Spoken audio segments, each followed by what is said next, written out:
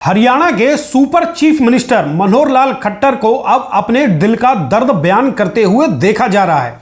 खट्टर साहब को आखिर पता ही चल गया कि सत्ता जाने के बाद प्रशासन कैसे अपना मुंह फेर लेता है।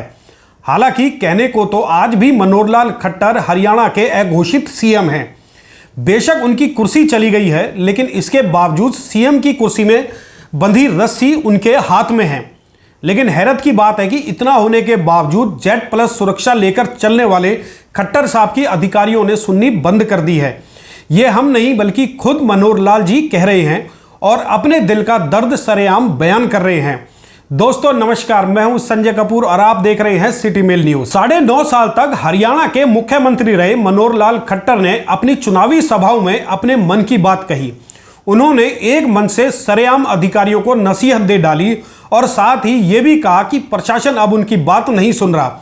यानी कि खट्टर साहब ने सबके सामने यह सच कबूल कर लिया कि बेशक आज भी सीएम साहब की बागडोर उनके हाथ में है, लेकिन इसके बावजूद हरियाणा का प्रशासनिक अमला उनकी अनदेखी कर रहा है।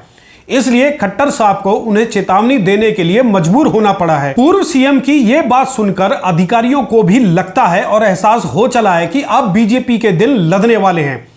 अक्सर यह कहा जाता है कि जब अधिकारी किसी नेता की सुननी बंद कर दे तो समझो उस नेता का बोरिया बिस्तर बंधने वाला है। अब यह हम नहीं कह रहे बल्कि खुद खट्टर साहब अपनी आप बीती बता रहे हैं। यानी कि जिस शख्स ने 9.5 साल तक सत्ता पर बतौर सीएम राज किया हो और आज भी सत्ता में उन्हें सुपर सीएम का दर्जा हासिल हो, यदि वो ही सरेआम मन से अपने प्रशासन और अधिकारियों के खिलाफ बोले तो समझो काम हो गया। अब सुनिए वो वीडियो जिसमें खट्टर साहब अपने दिल का हाल बयान कर रहे हैं। बात तो मैं आज और भी कहना चाहता हूं मंच से, कुछ हमारे कर्मचारी अधिकारी ये कहीं ना कहीं पुराने खूंटों से बंधे हुए हैं और वे इन इलेक्शनों में भी गड़बड़ करने लग गए हैं। कोई भी छोटी सी बात, क्योंकि नुक्ते बहुत जानते हैं, जनता को परेशान करने के लिए कोई चिट्ठी निकाल देंगे, क्या ये तुम्हारे ऊपर रिकवरी डाली, जल्दी लेके आओ, ये तुम्हारे खिलाफ ये कार्रवाई करेंगे, एफआईआर करा देंगे, तुम ये काम करो। रोजाना नया तमाशा पिछले 1 महीने से मैं देख रहा हूं। मैं कर्मचारियों को इस मंच से और वार्न करना चाहता हूं कि अगर कहीं इस राजनीति के इस भंवर में फंस करके आपने उल्टा काम किया तो 4 जून तक तो थारा, 5 जून के बाद भाइयों हमारा, हम जो चाहेंगे सो करेंगे।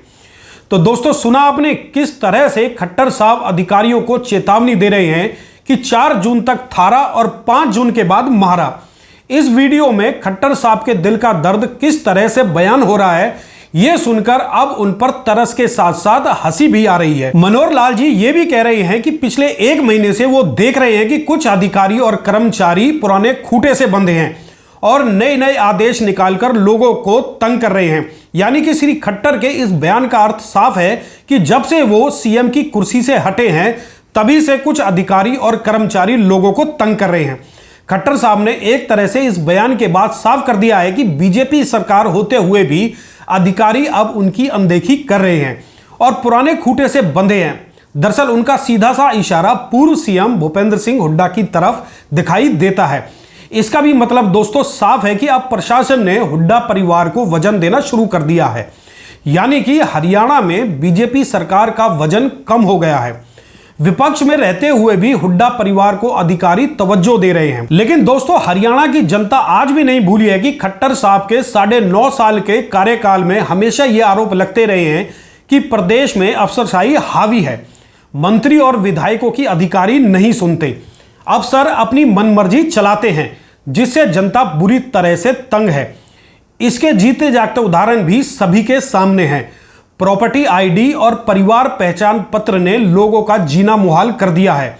लोगों को हजारों रुपए देकर भी प्रॉपर्टी आईडी बनवाने के लिए धक्के खाने पड़ते हैं, अपने जूते घिसने पड़ते हैं। खट्टर सरकार के 9.5 साल के कार्यकाल में हर रोज नए नए ऑर्डर जारी होते रहे हैं, जिससे जनता जूझती रही है।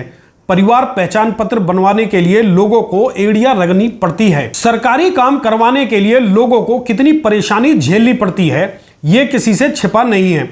लेकिन हैरानी की बात है कि कुर्सी से उतरने के बाद आज खट्टर साहब को अपने अफसरों के कारनामों को देखकर रोने के लिए मजबूर होना पड़ रहा है, और वो भी तब जब खुद उनका ऐसे अफसरों से वास्ता पड़ा है। चलो दोस्तों, अक्सर ऐसा ही होता है जब कुर्सी जाने के बाद हकीकत सामने आती है। आज खट्टर साहब के सामने भी जब असलियत आई तो वो भी चीखने और चिल्लाने के लिए मजबूर हो गए। अब खट्टर साहब के इस बयान को आप कैसे देखते हैं, कमेंट बॉक्स में कमेंट करके जरूर बताएं।